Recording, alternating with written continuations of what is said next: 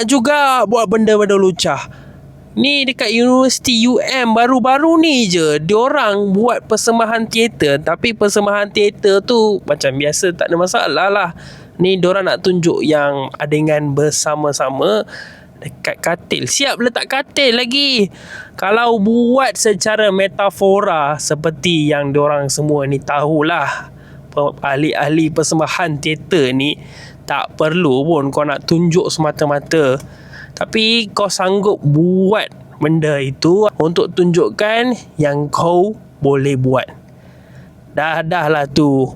Orang dekat UM tu pun yang nak menganjurkan persembahan teater pun dah bagi tahu dah. Sebenarnya masa uji bakat dan juga masa nak bagi skrip tu, diorang dah analis dah.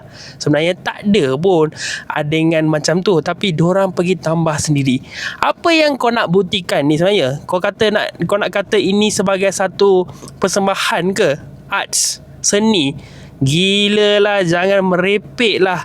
Kau tengok dekat Iran tu, salah satu negara yang paling censored dekat dunia ini. Mereka memang disunting lah. Beberapa babak-babak semuanya disunting. Tapi dengan persembahan yang mereka lakukan ataupun adegan-adegan yang mereka bawakan di dalam movie mereka ni, kebanyakan ni unsur Islamik dan juga metafora yang sangat mendalam.